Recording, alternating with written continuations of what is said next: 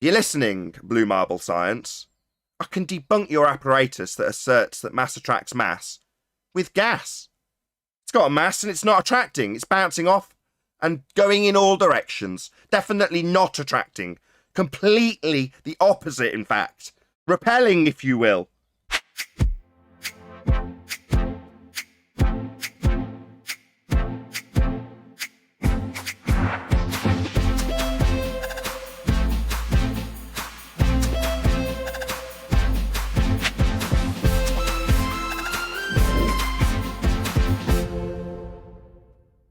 And give an explanation without actually answering with a direction.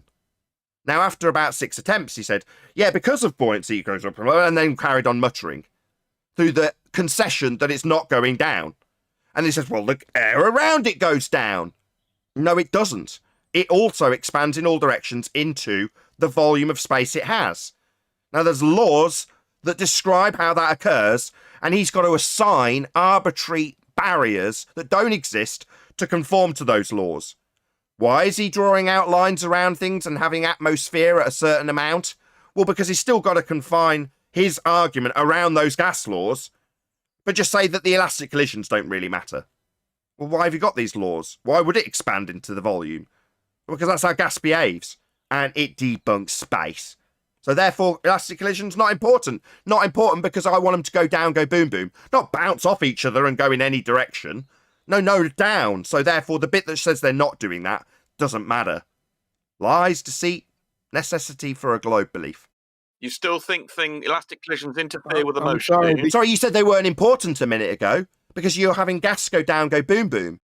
A minute ago, elastic collisions weren't relevant to the subject. I point out exactly how they're relevant, and Rumpus jumps back in to say, you think elastic collisions, what, the ones that you poo-pooed, decried, and said weren't relevant? Now they're worthy of discussion, though. A minute ago, they weren't relevant. I've pointed out why you, with gas going down, go boom, boom, needs elastic collisions that make gas go in all directions to be irrelevant.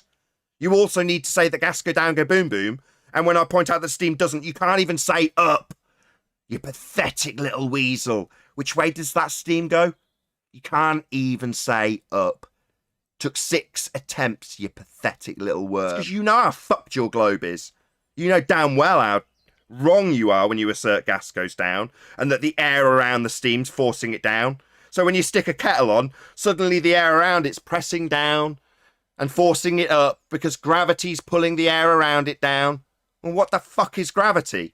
A non-force in pseudo-4 space? Now, that definitely isn't pulling anything down, especially when you've got elastic collisions that describe gas not attracting to other gases, mass attracts mass, bouncing off them. Couldn't be any further away from mass attracting mass.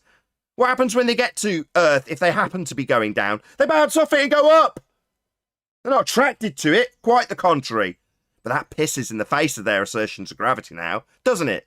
What how Hillbilly's getting on with his redneck retard contraption that asserts mass attracts mass when we have elastic collisions. Are you supporting this crap, Rumpus? Are you back on server deafen because you don't want to listen to anything, and unless you're censoring it, you won't be part of the conversation? Of course. You're listening, Blue Marble Science. I can debunk your apparatus that asserts that mass attracts mass with gas. It's got a mass and it's not attracting. It's bouncing off and going in all directions. Definitely not attracting.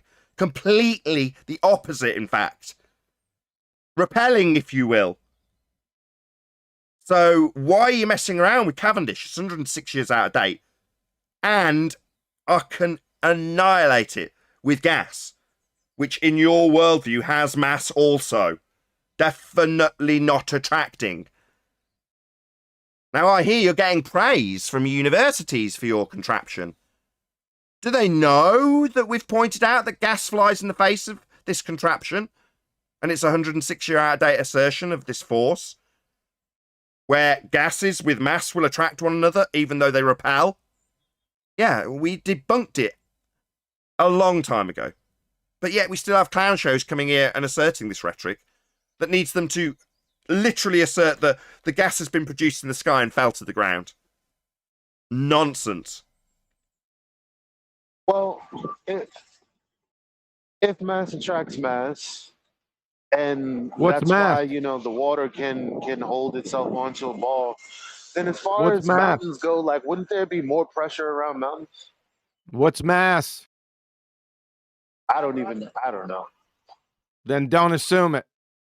And what's he going to do next? Hillbilly Blue Balls, the redneck retard, a.k.a. the photosynthetic redneck, a.k.a. no marble science. What you going to do next? A phlogiston experiment?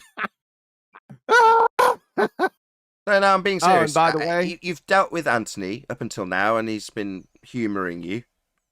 So now you can deal with this. Why isn't gas attracting other gases? Why is it that the enormity of the claim to be mass of a sphere Earth isn't attracting gas to it? Should it encounter that giant claim to be mass of Earth, it bounces immediately off and goes in another direction, the opposite direction of that mass. Quite the contrary of an attracting force when it can repel something so tiny with mass, like a gas particle. Equally, the gases themselves, they don't attract each other. They hit and collide and bounce off. Repel. Now, I'd like an address from Blue Marble Science. I'll trim it out, put your name on it, and I expect you to answer. And explain why you're making this assertion when gas, which has mass, simply does not do that. I'd like an answer. You can interact with Anthony because Anthony's playing with his same apparatus. He can interact with me when I have a query about that same apparatus. If he doesn't, he'll be called out on the it. phlogiston apparatus. No, the Cavendish apparatus that asserts Same thing. mass. Phlogiston's burning stuff, isn't it? Is that a claim for? It's in the same category. Oh, it's pseudoscience nonsense. But that's a genuine objection that I'm raising right now for Blue Marble Science specifically. If it's claimed that mass attracts mass and you're claiming that that phenomena requires explanation, therefore, to explain it, you have your apparatus in the form of a Cavendish torsion bar and balls suspended from it, then why would it be the case that something with mass, like gas, isn't attracting mass? Quite the contrary. I'd like an answer. Are you saying mass? What's mass? Their mass. They claim mass. Oh, they have a description for it. How many? 2. Oh, by the way, I was trying to get this out for a while. The U.S. doesn't recognize the imaginary Kármán line, so you're going to have to come up with a different volume value when you come here to the States. Just to let you know. He said that. He got around that. We decide, he said. Completely arbitrary. We decide where the Kármán line is? We decide what the volume will be. The atmosphere will be. The limitations of the atmosphere will be decided arbitrarily by whatever fundy is asserting that gas actually takes the shape of a sphere, it manifests in a vacuum and doesn't disperse into it in violation of the second law of thermodynamics. Because we arbitrarily assign how much volume we're going to calculate that gas with today. You have a volume without a container. How is that possible? It isn't. Censorship ensued when I asked Rumpus that very question. He also said that the PV equals NRT doesn't apply to atmosphere. Yeah, he says a lot of things, doesn't he?